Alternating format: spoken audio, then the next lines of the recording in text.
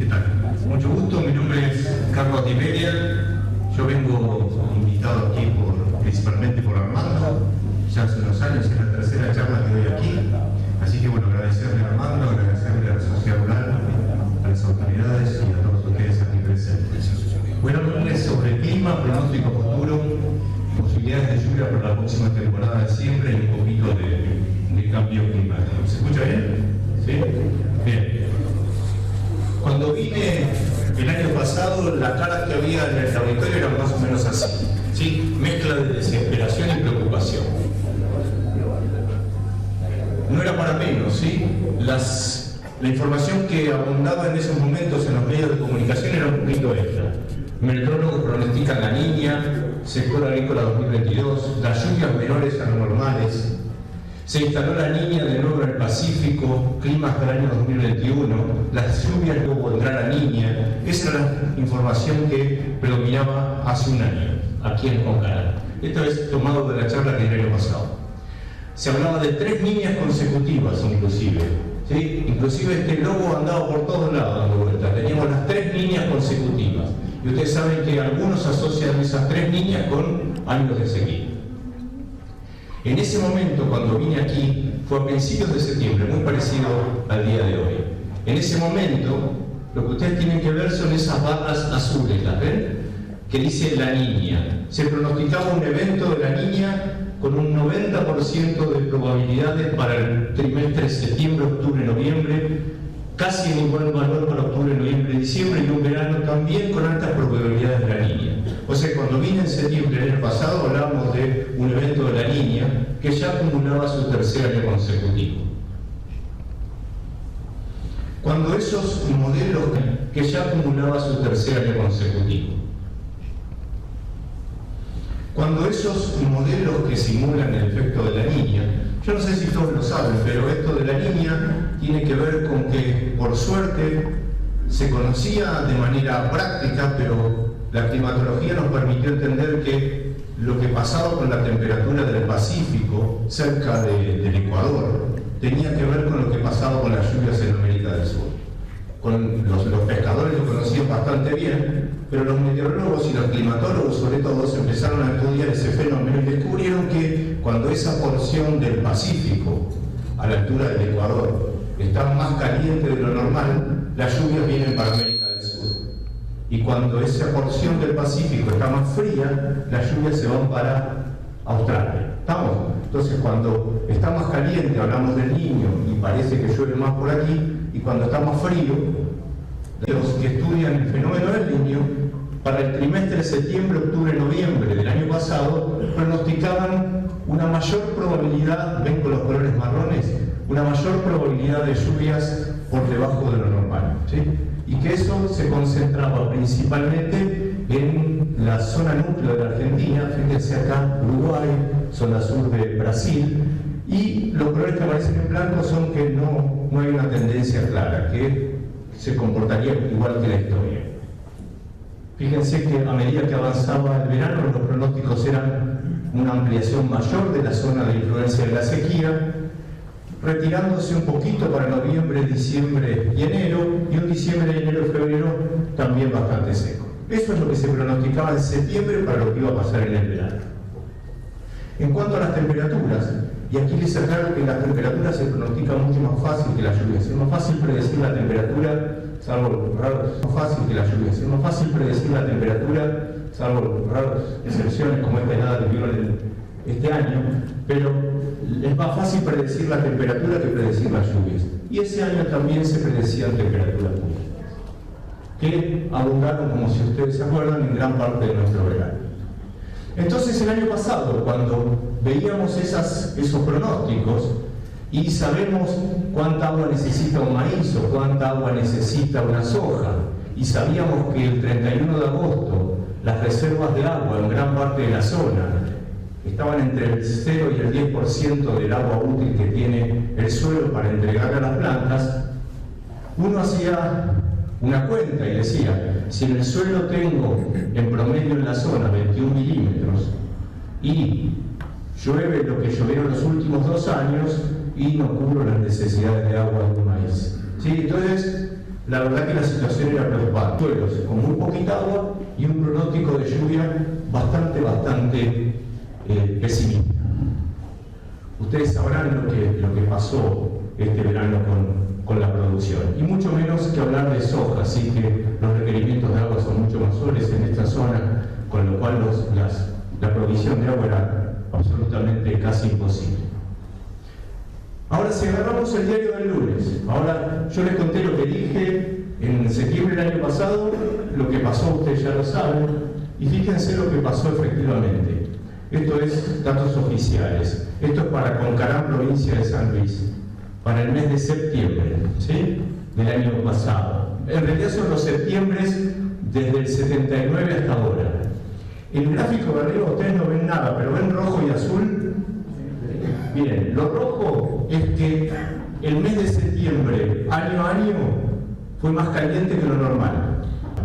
Si ustedes se fijan, hace 20 años que los septiembre son más calientes de lo normal. En el gráfico de abajo está la lluvia. Las barras verdes que van para arriba es que la lluvia de septiembre de algún año fue mayor a lo normal. Y cuando son marrones, que son menores a lo normal. No hace falta tampoco ser muy despierto para ver que hace 4 o 5 años, y si sacamos algún dato, hace 10 años, que en septiembre llueve menos de lo normal en Concarán. Fíjense, octubre.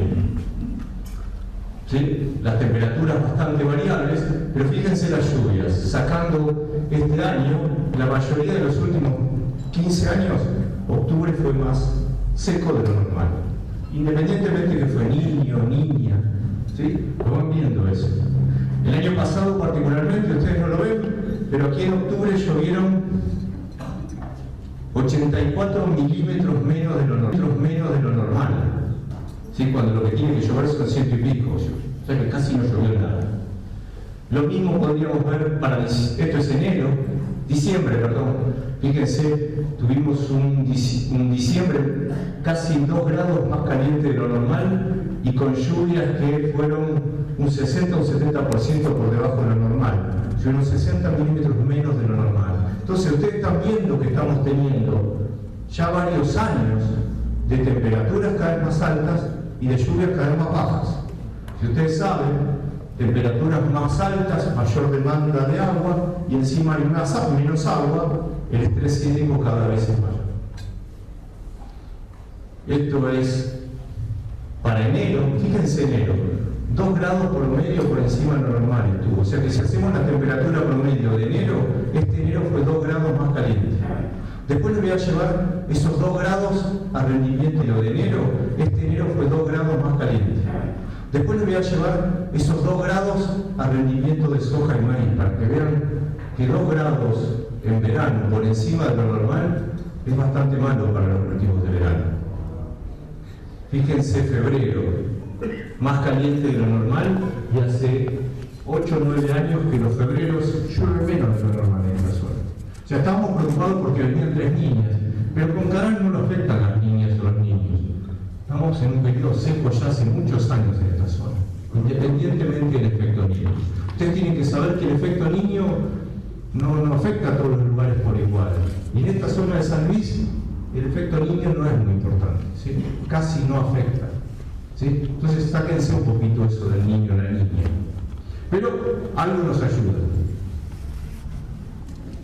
Marzo, fíjense marzo, ya marzo parece que llovió un poquito más, llovió 15, pero fíjense, 4 grados más de lo normal tuvo marzo. Tuvimos un marzo calentísimo y llovió un poquito más de lo normal. ¿Ok? Entonces, y fíjense, también puse a pedido de alguna del auditorio algo en San Martín, también en la provincia de San Luis. Y fíjense la situación que más o menos parecida. ¿Sí? Lluvias por debajo de lo normal en septiembre, en octubre. Fíjense diciembre en San Martín, en San Luis. Desde el 2010 llueven 90 milímetros menos de lo normal en ese mes. Enero, fíjense, está peor todavía. Febrero y en marzo, acá por lo menos llovió un poquito más, allá llovió un poquito menos. La situación es más o menos generalizada. ¿Ok? Eso fue lo que pasó este verano y que viene pasando lamentablemente hace muchos años. Eso determinó entonces que pasáramos, estas son las reservas de agua, no lo bajísimas reservas de agua, y lo verde es que hay casi saturación de suelo. Fíjense que la región pampeana y la zona que ustedes estamos aquí, ¿vale? ¿Sí? Arrancamos con casi 0 reservas, aumentó un poco y fue bajando casi a medida que nos íbamos acercando al final del verano. Y esa situación se repitió casi todo el país. Fíjense lo que es el área roja a nivel de la región pampeana. Vamos, entonces eso fue un poquito para contarles lo que pasó en el pasado, que había sido bastante bien pronosticado. Tengan en cuenta que los modelos de pronóstico toman al efecto del Niño como uno de los efectos que no influye en esta zona casi ni en el 20% del efecto que tiene sobre las lluvias. ¿Estamos? Entonces esos modelos del clima que se hacen para estas zonas integran, además del fenómeno del Niño, otros modelos de circulación atmosférica. Entonces, vayamos a hablar un poquito a partir de ahora.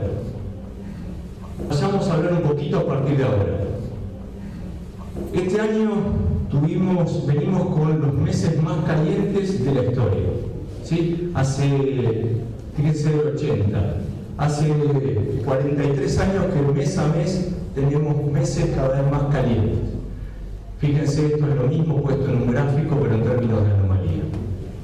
Este es un mapa mundial de temperatura. Rojo es que está más caliente que lo normal, junio. ¿Sí? Fíjense que el mundo está cada vez más caliente. Para que ustedes se den una idea, cuanto más caliente está el planeta, más energía tiene. Cuanto más energía tiene, todo se acelera. El clima se acelera, la circulación de la atmósfera se acelera, la intensificación de los procesos de la atmósfera se acelera. Y todo eso hace que llueva mucho en un día, que llueva todo en un día lo que llovía antes en un año, ¿sí? Que haya una helada en febrero, que los granizos sean más frecuentes y más intensos con nuestro planeta hoy, y con Carán obviamente no nos escapa. Gracias que tenemos algunos efectos como el del Niño que nos ayudan un poquito, y algo vamos a hablar de eso. Entonces, fíjense, esta es la lluvia anual de Concarán. Si sumamos la lluvia de milímetros de Concarán y la sumamos anualmente desde el 79 hasta el 2022, fíjense la variación que tiene año las lluvias. ¿Ok? Pero fíjense que hasta el año 2004-2005, más o menos, fíjense, el valor medio es la línea esta marrón que aparece aquí. Esta es la media histórica de lluvias en Concarán. Más o menos unos 500 y pico de milímetros. Esa es la lluvia media histórica. ¿Sí? Y fíjense que hubo años de 800, hubo años de 400, pero ahí andaba. Si ustedes se fijan, desde 2005 para adelante, nunca más se superó esa media. ¿Estamos? Si hacemos la media de los últimos 10 años, es la línea gris. Fíjense que alrededor de estos 10 años oscila a través de esa línea gris. Pero si agarramos los últimos 5, la media es la línea que está abajo de todo, la más verdecita. ¿Estamos? Ven que entonces el valor histórico del clima nos dice que son 500 milímetros, pero eso hace 20 años que no se da. Entonces otra cosita que se les debería meter en la cabeza es que todos esos valores históricos, esa normalidad alrededor de un valor, no se está dando más. Y que vamos a tener que empezar a acostumbrarnos a esos procesos variables de temperatura, de lluvias, de momentos que cae la lluvia, de temperaturas mínimas y de valores de precipitación que van a estar, me parece que por los próximos años, por debajo de lo normal. ¿Estamos? Y entonces vamos a tener que jugar con otras variables, ¿sí? Promedios en distintos momentos, empezar a entender un poquito de manera distinta el sistema. Esto tiene que ver con el efecto del Niño, para mostrarles a ustedes que en esta zona mucho no tiene que ver. Pero ayuda un poquito, pero no es un gran determinante. Esta es una tabla no sé si la tendré sacado, pero esto muestra la temperatura del Pacífico. ¿Se acuerda que les contaba? Si está más calentito está rojo, si está más frío está azul y negativo. Entonces cada mes se calcula eso, y si es muy negativo decimos que hay Niño. Entonces fíjense, estos son los noviembres del 79 hasta el 2019. Y estos son los noviembres de años Niño, que son azules, y de años Niña, que son rojos. Y ustedes ven que no hay ningún patrón de que cuando llueve más es niño, cuando llueve menos es niña en noviembre en Conca. Escuchen que dice niña por la radio, a ustedes mucho en noviembre no les hace. En diciembre tampoco, en enero tampoco, y en febrero tampoco. ¿Está? Entonces, si miran un embotellamiento en TN, en la autopista, no se arma la sangre porque no está en la ruta acá cerca. Lo mismo pasa con el niño. Para esta zona, para los meses que nos interesan, que son los veranos. Pasamos un poquito a los pronósticos para este año, para esta campaña. Estamos ahora aquí a fines de agosto y tenemos estos pronósticos. ¿Sí? En este caso las barras rojas son pronósticos del niño. Fíjense que el 90% de los modelos coinciden en que vamos a tener un evento niño. Entonces todos pronostican que el Pacífico ese va a estar más calentito. Y eso es más o menos calentito. Y eso es más o menos resumido. Esto lo voy a adelantar porque es para contarles que le cuento a muchos productores que el niño afecta a los meses de diciembre, enero y febrero, sobre todo en esta zona del país. Por suerte, ¿sí? Por suerte podemos 3 meses antes saber si va a llover en el núcleo en los momentos críticos, pero en muchas otras zonas del país no es importante. ¿Está? Esto lo voy a pasar. Este es el pronóstico espacializado para esta campaña, ¿sí? Integrando el fenómeno del niño y integrando todo lo que tiene que ver con circulación de la atmósfera. Y eso es lo que vemos. A diferencia del año pasado, que teníamos solo colores marrones y ocres, que eran lluvias por debajo de lo normal, la Argentina, en gran parte, salvo la parte del NOA, está cubierta por lo normal. Arranca, fíjense, por Uruguay, un poco de Entre Ríos, y a medida que nos vamos hacia el verano, octubre, noviembre y diciembre, fíjense que esa zona verde se va ampliando. Ya llegamos a diciembre, enero y febrero con una zona verde ampliada. ¿Sí? Entonces, gran parte de los pronósticos coinciden medio lateralmente en esta zona, pero probablemente con lluvias por encima de lo normal, con una probabilidad del 70%. O sea que hay 70% de probabilidades de que la lluvia para esta zona, para los próximos 4 meses, esté por encima de lo normal. Ahora el problema es, ¿qué es lo normal? ¿Se acuerdan? Si lo normal son 700, 800, está fenómeno. Pero si lo normal hace 15 años que es 400, no es para tirar una tecate. ¿Ok? Pero los pronósticos dicen que va a llover más de lo normal en esta zona. 10 años estos modelos se equivocan. Ahora, esto que les voy a mostrar ahora no lo vi muchas veces desde que miro estos sitios de pronóstico, que hace ya varios años. Esta es la probabilidad de que haya temperaturas por encima de lo normal. ¿Lo ven? Caliente, como pocas veces yo vi en América del Sur en este tipo de pronósticos. ¿Sí? Fíjense lo que es octubre, noviembre, lo que es noviembre, diciembre, enero, lo que es diciembre, enero, febrero. ¿Sí? En esta parte sí me parece que los modelos son contundentes, con altísimas probabilidades. En un verano bastante con temperaturas bastante elevadas. ¿Sí? Entonces, resumiendo, los pronósticos para esta zona están dando, con un 70% de probabilidad, precipitaciones por encima de un valor histórico promedio, que vuelvo a repetir, cada vez se cumple menos. Y temperaturas, sí, histórico promedio, que vuelvo a repetir, cada vez se cumple menos. Y temperaturas, sí, sin lugar a dudas, por encima de lo normal. Nos espera un verano muy caliente. Esto es lo mismo que les mostraba antes, no se entiende de lejos, pero lo voy a pasar. Estas figuras lo que muestran es que las precipitaciones van a ser similares a la precipitación histórica. ¿Sí? Por eso la curva, hay una curva verde y una azul, una roja, una negra, que son muy parecidas. Pero en la temperatura fíjense que no. Entonces, por ejemplo, este gráfico muestra que en el trimestre septiembre, octubre, noviembre hay un 90% de probabilidades en la historia de que la temperatura sea de 17 grados. pero con esta situación actual de 18. Estos gráficos muestran eso. Pero es ojo, esto lo puse para reforzar y me parece que no vale. La pena. ¿Estamos hasta acá? Bien. Entonces vamos a hacer un poquito de cuentas. Esta es la lluvia que ocurrió desde junio hasta antes de venir para acá, en Concarán en azul y en San Martín en verde. ¿Te gusta que te puse San Martín? Bien. Fíjense que no ha llovido casi nada desde junio hasta ahora, excepto una lluvia que fue, no me acuerdo, no sé, no veo bien ahí, pero fue entre el 10 y el 24 de junio, no sé si alguno se acuerda. Ya pasaron unos meses, pero llovieron 6 milímetros. Eso fue todo. Bien, entonces venimos con, ¿se acuerdan esos mapas de contenido hídrico del suelo? Agua útil, porcentaje de agua útil en el suelo. En esta zona, me parece, según lo que dicen estos modelos, ustedes quizás lo tienen medido de 20 y 30% del agua útil.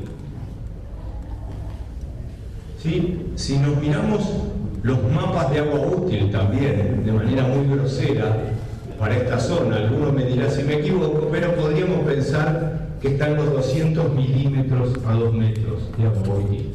¿Sí? Y si tenemos 30% por 200 milímetros, según estos modelos hay 60 milímetros.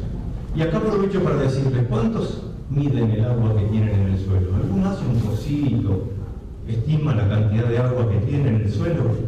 Yo lo recomiendo, porque es la única agua que van a ver de acá a los próximos meses. Pero mídanla. Y ahora van a ver por qué.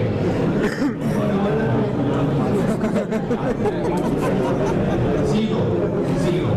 Entonces, ¿se acuerdan? Entonces, ¿se acuerdan lo del maíz y lo de la soja? 40. Yo calculé bondadosamente 88 milímetros en el suelo en esta zona. Si llueve lo que llueve históricamente, ¿se acuerdan que los modelos decían que de acá hasta marzo iba a llover lo normal histórico? Lo normal histórico de acá hasta marzo son 470 milímetros. Si sumamos a esos 88, da 558. Cuando un maíz necesita 500. O sea que si agarramos ese valor, lo veo contento. Bien.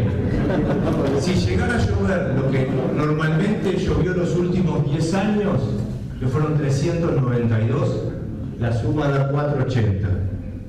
Y si lloviera lo que llovió los últimos 5, que hubo niños y niñas, son 343. ¿Estamos? Entonces, esa es la situación en la que estamos. Por eso les decía que es tan importante saber este 88. Si en vez de 88 es 120, pucha que cambia la cosa. ¿Ok? Entonces empiecen a... Y lo mismo, si ustedes tuvieran medición, estos son datos de lluvia oficiales para comparar, pero si alguno en su campo tiene datos más precisos y historias más precisas, podría hacer cálculos mejores con esto. ¿Sí? Yo les estoy dando una visión general, regional, de lo que está pasando, pero acá el ajuste fino lo tienen ustedes saben cuánto tienen en el banco, que es el suelo, y ustedes saben cuánto puede venir de acuerdo a los datos que tienen históricos. Entonces es tan importante medir esas dos variables, y no sé si muchos la miden. Entonces, yo lo saco, ¿de dónde lo saco yo? Yo lo saco de una base de datos internacional, donde todo el mundo aporta sus datos oficiales, por ejemplo del Servicio Meteorológico. Eso va a una base de datos mundial. Esa base de datos mundial, de alguna manera, los promedia. Porque, a ver, nosotros en la Argentina tenemos una estación meteorológica a 500 kilómetros cuadrados. ¿Sí? Ustedes saben que la lluvia es representativa de 1 kilómetro cuadrado, con lo cual yo tengo un pluviómetro acá y solo representa 1 kilómetro a la redonda, entre comillas, porque ustedes saben que de frente a veces cambia. Entonces, lo que hacen los climatólogos normalmente es promediar o buscar maneras para promediar esos datos y tener datos en el medio de las estaciones. Bueno, eso lo hace un organismo internacional y esas bases son públicas. Yo accedo a esos lugares, hago clic en Concarán y me sale la curvita. ¿Cómo llegar a calcular, aunque sea casera, exactamente la cantidad de agua que yo tengo en mi campo. Eso lo hice la primera vez que vine. Hay métodos, les puedo mandar manualmente, de acuerdo a la textura y la pegajosidad de la bolita que uno arma del suelo, o uno puede tomar una muestra a distintas alturas y meterla en el microondas unos determinados minutos y, de acuerdo al peso entre que lo puso y lo sacó, es el contenido de agua. ¿Estamos? Pero hay métodos, ¿sí? Hay métodos complejos y hay métodos un poquito más simples, desde la mano hasta ponerlo en un horno. Sí, pero parece pavote, pero es una variable que deberían todos hacer a distinta altura, por lo menos hasta los 2 metros. Sí. Volviendo al tema de la medición de agua. Sí. Ustedes son de San Martín. Sí. Le había referido a una moneda. Y allá es imprescindible porque son los productivos ganaderos. En las sierras, el tema de las vertientes, que las napas, ¿cómo hacemos para medir y prever eso? Yo lo suelo hacer a través de un caño que saco el agua de una vertiente, cuánto tarda en llenarse un jarro de 1 litro, claro, con el reloj. ¿Está mal eso así? No está mal. Y voy viendo si aumenta o no aumenta, pero para medir las napas tenemos redes de freatímetros, ¿sí? O sea que en Argentina también hay redes que informan productores o asociaciones u organismos datos de freatímetros en distintos lugares del país. En San Luis hay unos cuantos también. Así que podrían aprovechar, y con base a esos datos también se generan estas interpolaciones que ustedes también deberían acceder a por lo menos saber dónde está eso. ¿Y cómo podemos hacer? Yo le puedo dar esa información también pero digo, también lo que no dejo de ver es que hay muchísima información disponible y que muy poquitos la consultan, o que muy poquitos saben dónde está. Así que ojalá desde las universidades o de los distintos organismos se haga más hincapié o ustedes existan más, porque mucha esta información que a ustedes les gustaría tener está, y muy poquitos para los que saben dónde está, pero está. Bien, entonces, como preguntas, ¿qué tomamos como promedio de lluvia? Si tomamos los últimos 70 años, los últimos 10, los últimos 20. Un climatólogo se agarra los pelos, porque los climatólogos estos de la tele, que son meteorólogos, un dato climático es cada mínimo 30 años de datos. Si agarramos 30 años de datos, estamos con cualquier valor. Si agarramos 10 años, los climatólogos se agarran la cabeza, pero para los agrónomos nos parece más razonable. Entonces, ¿qué datos tomamos? Fíjense. Las predicciones del niño, ¿cuántos datos tomamos? Fíjense. Las predicciones del niño, cuánto nos afectan y en qué momento. Les mostré a ustedes que en estas zonas quizás no influye mucho, o la influencia es muy pequeñita, y no es el único factor que hace que llueva en esta zona. Los modelos están mostrando que debería llover cerca de los valores normales. ¿Cuánta agua en el suelo? Vuelvo a insistir, midan eso. Es la única medida que ustedes tienen certera de lo que ustedes tienen de plata, de agua. Así que eso tiene que medirse, eso no puede faltar, ¿sí? Y si no hay nada de agua, y en el próximo mes, en términos medios, siempre llovieron 32 milímetros, nadie debería sembrar. Estamos con esos números. No va a llover 80 milímetros. Hace 20 años que no llueve eso. ¿Estamos? ¿Cuál fue la lluvia efectiva en mi campo? Yo eso ni me metí, pero además no es solo lo que cae, sino lo que realmente se incorpora en el suelo. Ni que hablar de correntío o lo que sea, pero bueno. Esta figurita, fíjense, rendimiento de soja, rendimiento de soja en función de las lluvias acumuladas. Fíjense, por ejemplo, para la provincia de Córdoba. Saber si tenemos 600 milímetros, como hice el cálculo antes, o tenemos 400, uno se puede hacer una idea de rendimientos. ¿Ok? Ustedes tienen que manejar esos datos. Temperatura, y aquí me voy a frenar un poquito, porque siempre estamos preocupados por la lluvia, pero este año, lamentablemente, que está preocupado por la temperatura también. ¿Sí? La temperatura del maíz le es muy buena para crecer la parte de hojas, pero le es muy mala cuando forma los frutos. o forman los granos.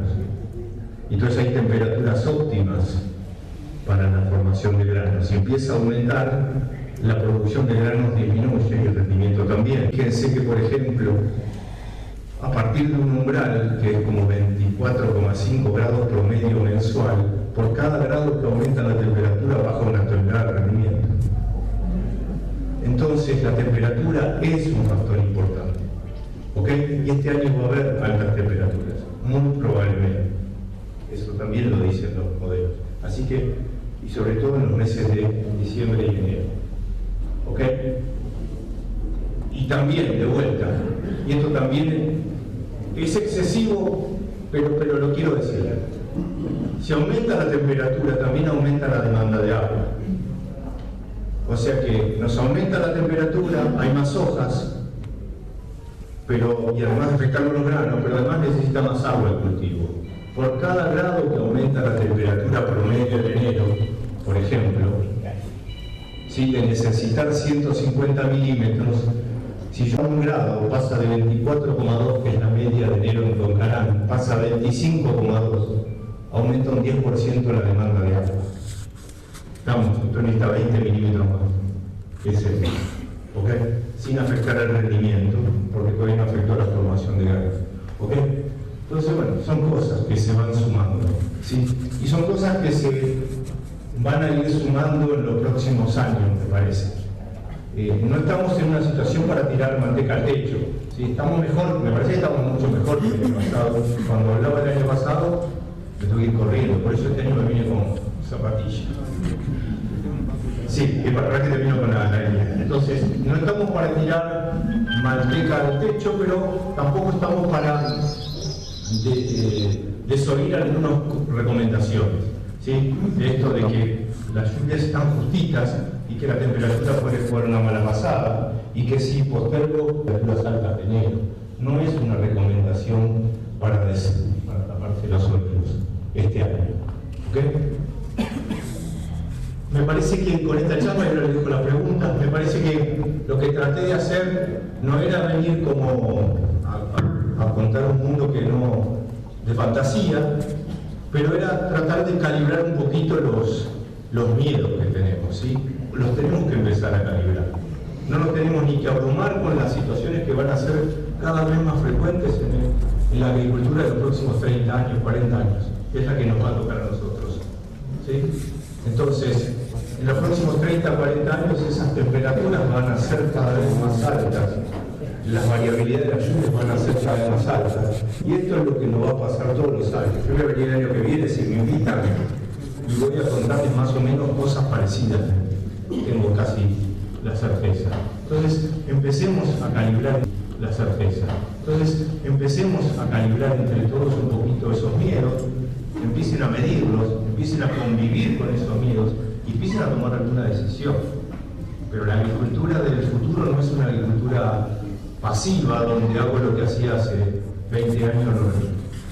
Van a tener que cambiar cada 10 minutos más. Para mí es fácil porque me manejo con el Excel y con numeritos y grafiquitos. Ustedes ponen el cuerpo, la plata, la vida. Así que para mí es fácil hablar de numeritos. Ustedes están poniéndole en serio, pero se vienen situaciones que van a ser muy parecidas a él.